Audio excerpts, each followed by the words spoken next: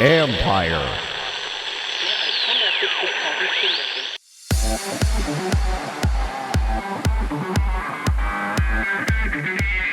The options for resale of unused season tickets has expanded. We kind of frame it as this is a long-term investment, and games are going to have different values throughout the season. Yeah. Typically the Monday games against a lower resale value opponent are going to be the lowest resale value prices. That's Chris Babu, CEO of TiqAssist, a concierge service where maximizing unused inventory is taking off. This is the Future Sport Podcast.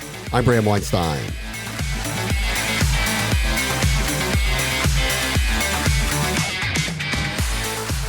There is a little first world problem solving happening here. What to do with tickets from a season package that you can't personally attend or haven't found a willing taker for. That said, what TiqAssist is doing may be the start of disrupting the secondary ticket market while they work alongside the secondary ticket market.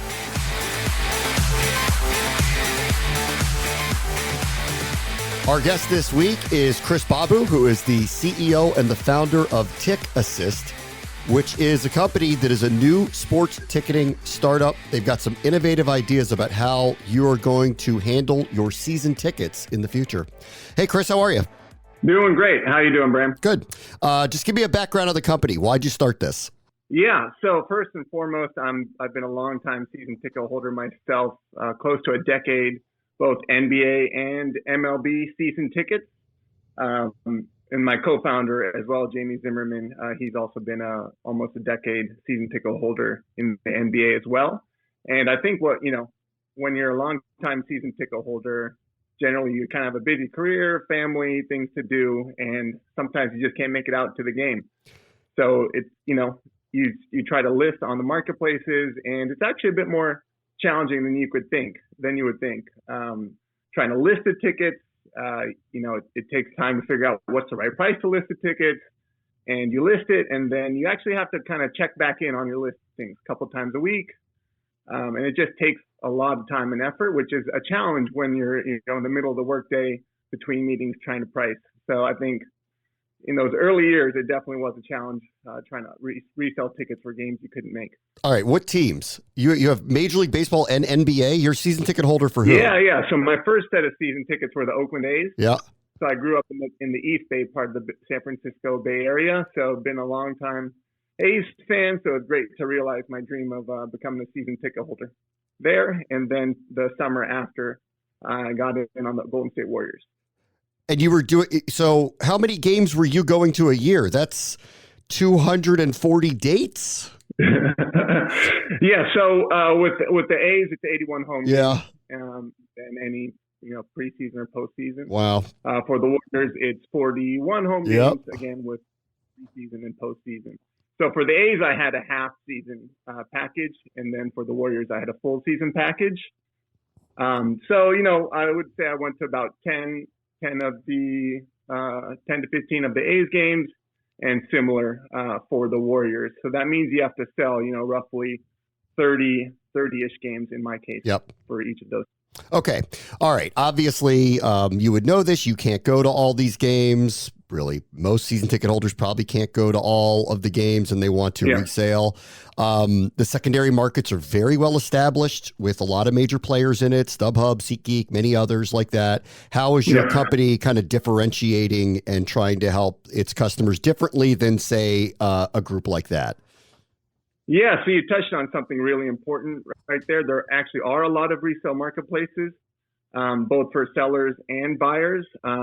So what, how we come into the picture is, number one, we list your tickets on 10 plus resale marketplaces, which is super important. As you mentioned, it's really a fragmented buyer marketplace. Huh. So if you're listing on one marketplace, you're missing out on a lot of buyers. So by us listing on 10 plus marketplaces, you can reach up to 5 times the amount of buyers. So, okay. So you guys are kind of like an Orbitz or Kayak of tickets. In one sense, yeah, we're taking your inventory and making sure it shows up on all the major resale marketplaces. Okay, and then so you talked about pricing and how typically if I were to list my tickets on StubHub, I have to figure out what I'm going to price them at, and they'll have averages, and so I'll have an idea of what to do. Are you offering that when you do this for a customer that it will be priced kind of accordingly on their behalf on all of these different sites that it ends up at? Yeah, that hits on another important part of our value proposition. So first, we talked about listing on 10 plus marketplaces. The second aspect is our selling experts fully manage the ticket resale process for you. When you register, we actually create your full season with pricing for every single game. So all you have to do is click list, and then our selling experts take it from there. And that kind of transitions into the third thing that makes us unique is we actually guarantee your tickets will sell. In the rare event that they haven't sold with 3 days to go before the game, we'll actually offer to purchase the tickets from you. Oh, all right. Well, since you mentioned the Oakland A's then, I know what their attendance has been the last couple of years. How in the world could you guarantee that you would sell your tickets to, say, not the Warriors who have a high demand, but say a team that doesn't quite have the same level high demand? Yeah, so I think that's where the pricing expertise comes in. We're managing tickets across the nation. We see trends within certain leagues, and then we have years of selling experience with these teams. So we kind of know based on the day of the week, based on the opponent, a bunch of different pricing factors, how to accurately price your tickets so that they sell at the highest possible value. Okay.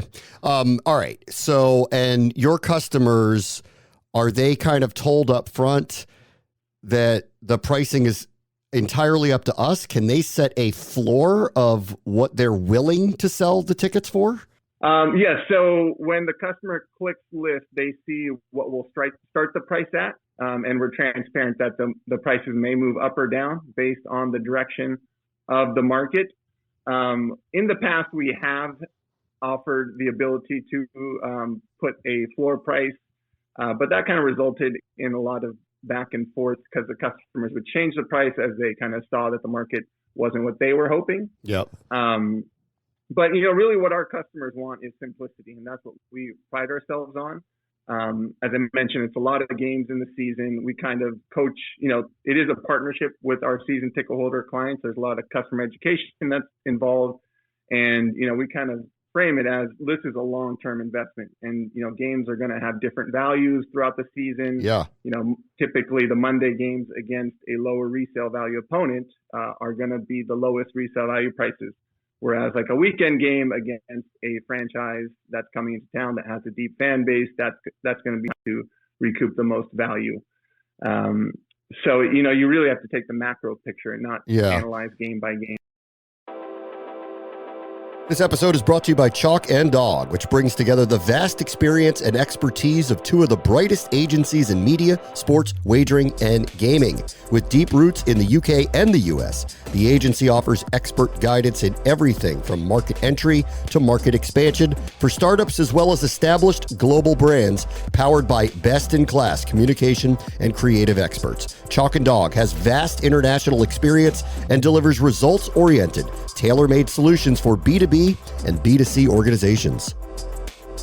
On a Monday or a Tuesday, the A's could be hosting Shohei Ohtani for that matter, and that might be a very different price point if that were to be the case. Exactly. So that's a lot of the analytics our selling experts are doing to determine the prices. It's a combination of technology and selling experts, so you kind of get the best of both worlds there.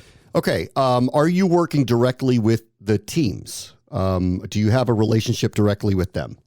Yeah, currently we don't have a relationship with the teams. We do have clients across 92 teams, currently 700 clients. So we are kind of building, an awareness amongst those fan bases and teams as well. So, but, in the future, that's something we look forward to building. Okay. And then how about on the other side with all of these different platforms that you're, are you literally partnering with them, or are you just kind of a service that is, I'm sure they want the tickets listed there. So I don't imagine you're perceived competitively, but can you kind of take me through how that's working right now?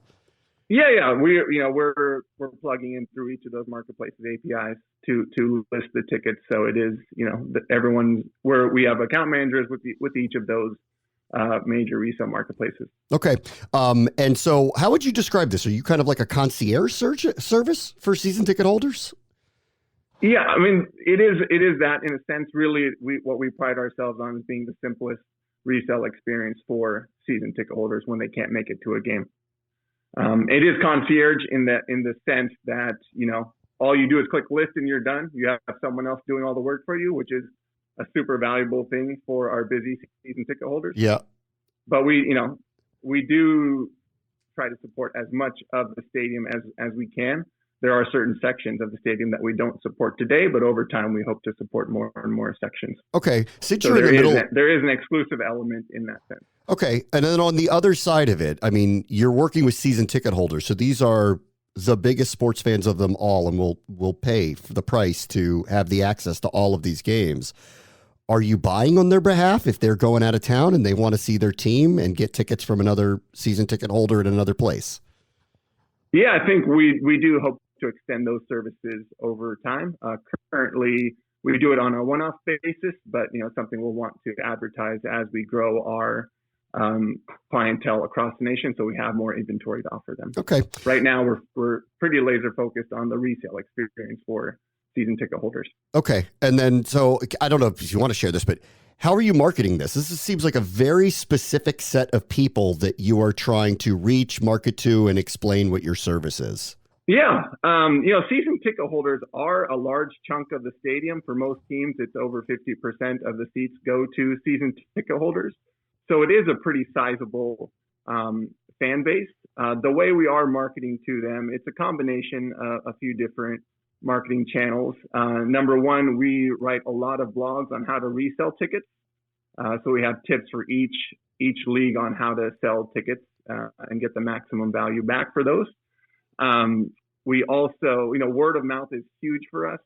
From the start, our initial client base was, really thrilled with the service. And the good thing about season ticket holders are, they're pretty social. They're kind of vocal about being season ticket holders. Yeah. So they, chances are one season ticket holder knows 5 or 10 other season ticket holders, and you really become a community with the people that are sitting around you in the stadium. So that word of mouth has been huge for our growth. And then we do have some paid search. As people kind of research the process of selling tickets, they will see TiqAssist ads. All right, last thing. We've talked to a lot of people in ticketing itself and the way it's moved to there's no more paper tickets. It's digital. It could be a digital passport now. A lot of teams are looking at the ticket as in many different ways than they used to. From your perspective of just being in the marketplace of it moving, what's the future of this? Do you think the teams or leagues will find a way to kind of get it away from the secondary markets? Is there no hope for that happening? How do you kind of see the future of ticketing in general? Yeah, so tickets today, as you touched on with the mobile tickets, they're pretty secure. The team does kind of own the ticket and sees end to end who the ultimate attendee is better than in the past when it was a paper ticket. When it was a paper ticket, they had no clue who was going to the game, right? So I think we've seen a lot of that evolution. And it seems to be working well for most of the parties. The teams, get to know who the customer is. The customer has a very safe experience. A great thing with the mobile tickets is that there's, the likelihood of fraud has gone down a lot because you are getting emailed the ticket from the team. Even if you're transferring the tickets to someone else, you see the QR code and it's a very secure experience. So I think there's been a lot of good innovation recently. Chris Babu is the founder and the CEO of TiqAssist. Thanks so much for joining us. Thanks, Bram. Great to be here. On the next Future Sport podcast, how do you handle HR when it doesn't really exist in collegiate programs? Athletes, for example, have things like playing time or scholarship, or perhaps their network and their long-term goals of being a coach and not wanting to take this that they have, or there's just a reluctancy to speak up. That's David Chadwick, CEO of Real Response, which was born out of Chadwick's personal experience of dealing with issues within a program and feeling like there was nowhere to turn. That will do it for this episode. As always, the future is now. This is the Future Sport Podcast. I'm Bram Weinstein.